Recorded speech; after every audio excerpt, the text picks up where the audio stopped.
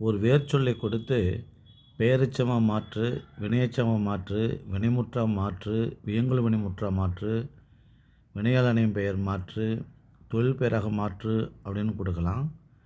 அல்லது இப்படியெல்லாம் கொடுத்து அதோடைய வேர்ச்சொல் எது அப்படின்னு கண்டுபிடிக்க சொல்லலாம். இது இருந்தாலும் இந்த அட்டவணை நீங்கள் பார்த்தீங்க அப்படின்னா உங்களுக்கு கொஞ்சம் எளிமையாக இருக்கும். இப்போ ஒரு முதல் வார்த்தையை பாருங்கள், உன். இந்த உன் என்பது வேர்ச்சொல். அது பெயரெச்சமாக மாறணும் அப்படின்னா இறுதியில் வந்து முடியணும், உண்ட. அதாவது உண்ட என்கிற வார்த்தைக்கு அடுத்து ஒரு பெயர்ச்சொல் கொண்டு முடியணும். இப்போ உண்ட மாணவன், மாணவன்கிற பெயர்ச்சொல் அங்கே எஞ்சி நிற்பதுனால பெயரெச்சம்னு வரும். அப்போ உண்டன்னு வரும் இல்லைங்களா.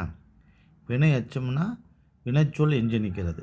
இப்போ உண்டு போனான், போனான் என்பது இங்கே வினைச்சொல், வினைச்சொல் எஞ்சி நிற்பதுனால அந்த உன் என்பதனுடைய வினை எச்சம் உண்டு அப்படின்னு வரணும்.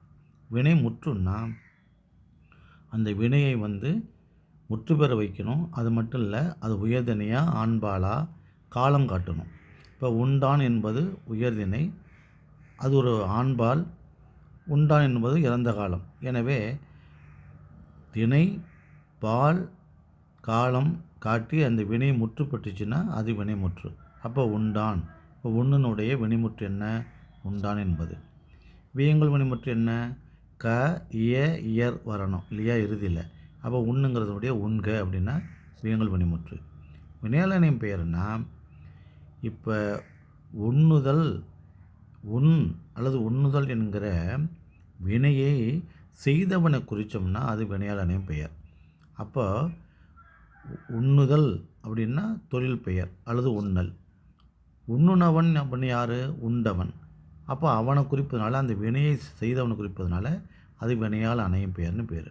அப்போ உண்டவன் வரும். உண்டான் அப்படின்னா வினைமுற்று, உண்டவன் அப்படின்னா வினையாளனின் பெயர். தந்தான் அப்படின்னா வினைமுற்று, தந்தவன் அப்படின்னா வினையாளனின் பெயர். வினைக்கு அதிக முக்கியத்துவம் கொடுத்தோம்னா அது வினைமுற்று, அது திணை குறிக்கும், பால் குறிக்கும், காலம் குறிக்கும். அந்த வினையை செய்தவனை முக்கியத்துவம் கொடுத்தோம்னா அதுதான் வினையாளனின் பெயர் அப்படின்னு பேர். இப்போ செல் அப்படிங்கிறது பெயரெச்சம்னா சென்ற, வினையச்சம்னா சென்று, வினைமுற்றுனா சென்றான், வியங்கோள் வினைமுற்றுனா செல்க, வினையாளனின் பெயர் அப்படின்னா சென்றவன். இதே தொழில் பெயர்னா செல்லுதல். இந்த தொழில் பெயர் அல் மட்டும் வரல, பூ என்பதும் விகுதியாக வரும். அதே போல் அது வி என்பதும் விகுதியாக வரும் என்பதை நீங்கள் தெரிஞ்சுக்கணும். நன்றி, வணக்கம். இது உங்களுக்கு ரொம்ப பயன்படும்.